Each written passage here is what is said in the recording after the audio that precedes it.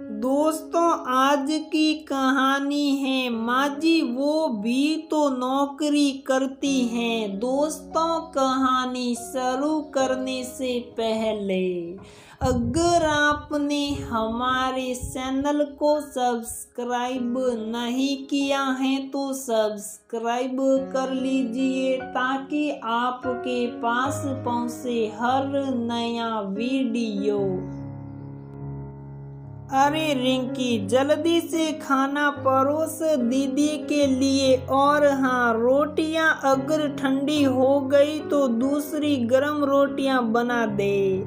पहले वाली रोटियां तुम खा लेना। हाँ अम्मा। माँ, ये रिंकी वही है ना, अपनी कमला काकी की बेटी?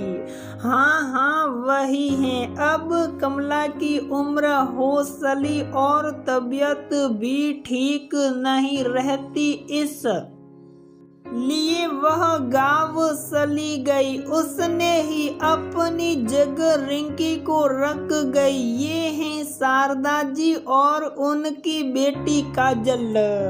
रिंकी उनके घर सालों से काम करने वाली मेड कमला की बेटी है, जो पिछले कुछ सालों से शारदा जी के घर काम कर रही हैं। काजल अपनी 2 महीने की बेटी को लेकर आज ही ससुराल से मायके आई हैं, तभी रिंकी खाना लेकर आ गई। अरे तुम्हारी शादी भी हो गई, पति क्या करते हैं तुम्हारे? रिंकी के मांग में सिंदूर देखकर काजल ने पूछा। हाँ दीदी, 1 साल हो गया शादी को, अब तो 1। अरे तू बिना बात करने लगती है तो चुप ही नहीं होती। जा जल्दी से हल्दी वाला दूध बना दीदी के लिए। और हाँ, मैंने सूखे मेवे पीस कर रखे हैं, वो मिला देना।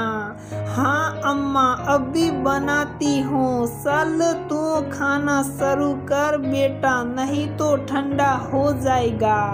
हाँ माँ, बोल काजल अभी पहला कोर मुंह में ले ही रही थी कि उसकी बिटिया जग गई और सुबकने लगी। काजल खाना छोड़ बिटिया को गोद में उठा उससे बातें करने लगी। अच्छा मेरी बिटिया रानी, आपको कैसे पता चल जाता है कि मम्मी अभी खाना खाएगी? तो मैं उठ कर रोने लगूं तो कभी पोटी कर दूं। आपको मम्मी को परेशान करने में मजा आता है।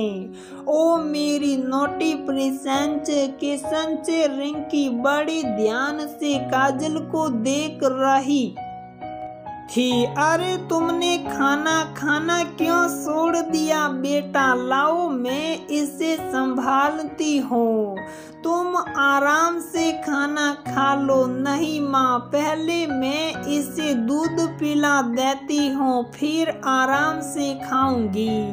रिंकी थाली को ढक दे जरा। काजल के खाने के बाद जब रिंकी थाली उठाने आई तो बोली, अम्मा क्या मैं कुछ देर के लिए घर होकर आऊं? अरे अभी इतना काम पड़ा है और ऐसे कैसे घर जाने की बात कर रही है?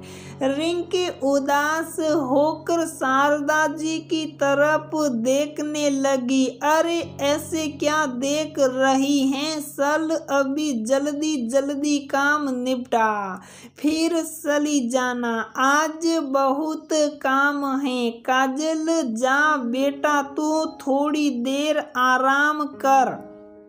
ले क्यों घर जाना है रिंकी, कोई काम है क्या? काजल ने पूछा। वो दीदी, मेरा भी 2 महीने का बेटा है, उसी को देखने जाना है। अम्मा रोज दोपहर को कुछ देर के लिए घर जाने देती हैं बच्चे को दूध पिलाने के लिए। क्या तुम्हें एक बच्चा भी है?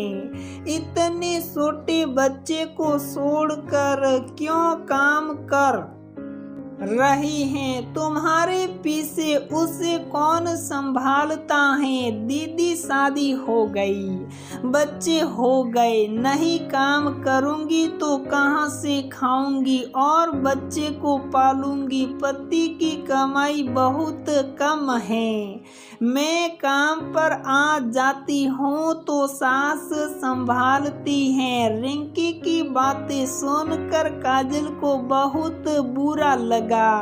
उसने तुरंत रिंकी को घर जाने कहा। नहीं दीदी, मैं सारा काम निपटा कर ही जाती हूँ, नहीं तो अम्मा कहीं नाराज हो जाएगी। अरे मैं बोल रही हूँ ना, तू जा, अब शाम को आना।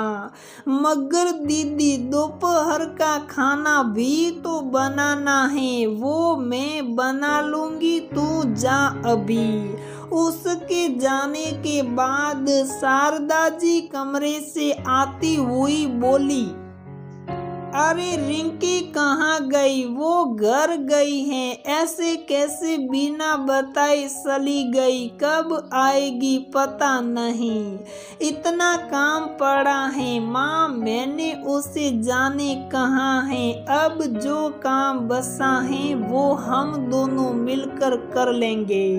शारदा जी वो सिकोड़ने लगी। माँ, रिंकी को एक छोटा बच्चा है, फिर आप उससे क्यों काम करवा रही हो? उसे छुट्टी क्यों नहीं दी? मुझे भी तो 6 महीने की छुट्टी मिली है, कितना छोटा बच्चा है, अभी उसे माँ के दूध और उसके साथ की जरूरत है। पता है, मेरे गोद में बच्चे को देखकर वह भावुक बहुत हो रही थी।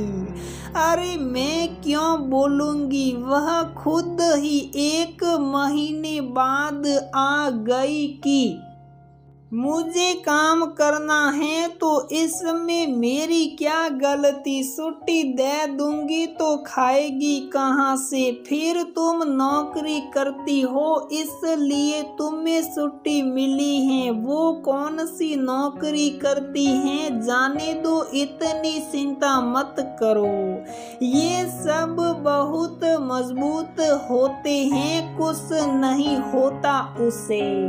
माँ, मैं अगर नौकरी करती हूँ तो वो भी तो नौकरी ही करती है ना, किसी के घरों में काम करना क्या नौकरी नहीं होती? माँ, फिर वो मजबूत नहीं मजबूर होते हैं, नहीं तो कौन ऐसी माँ होगी जो इतने छोटे बच्चे को छोड़कर काम करेगी?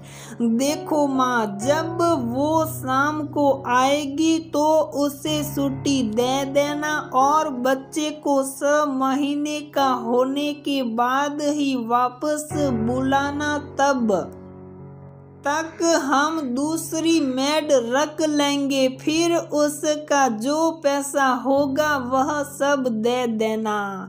ठीक है, छुट्टी दे दूंगी, लेकिन ज़्यादा पैसे क्यों दूं? माँ, मुझे भी छुट्टी मिली है, फिर भी पूरा पगार मिल रहा है तो उसे भी मिलना चाहिए ना। फिर कितने सालों से दोनों माँ बेटी हमारे घर काम करती आ रही हैं, ये भी तो सोचो माँ। तुमने ही कहा था ना कि जब मेरी नाती न हुई तो मैंने पंडितों को बहुत दान दिया और अभी फिर से दान दूंगी, पर मुझे लगता है असल में उस दान की जरूरत पंडितों से ज्यादा रिंकी जैसे माँ को है। एक बार सोचो, तुम्हें भी अच्छा लगेगा। कुछ देर बाद, हाँ बेटा, तुम्हारी कही बातों को मैंने बहुत सोचा। बिल्कुल सही कह रही हो तुम। पंडितों को दान देने से ज्यादा रिंकी जैसे माँ की मदद करना जरूरी है। आज शाम को रिंकी आएगी तो उसे काम पर आने से मना कर दूंगी और उसके जो पैसे बनते हैं वो पैसे बच्चों के लिए कपड़े, खिलौने सब दे दूंगी। शाम को जब रिंकी आई तो शारदा जी ने जैसे ही छुट्टी की बातें की कि रिंकी घबराते हुए बोली, नहीं अम्मा, काम से नहीं निकालो, मुझे बहुत जरूरत है काम की। आप चाहो तो मुझे दोपहर को घर मत जाने देना अब। अरे तो पहले मेरी पूरी बात तो सुन, शारदा जी ने कहा। फिर सारी बातें बता दी। सुनकर रिंकी के आंखों में आंसू आ गए।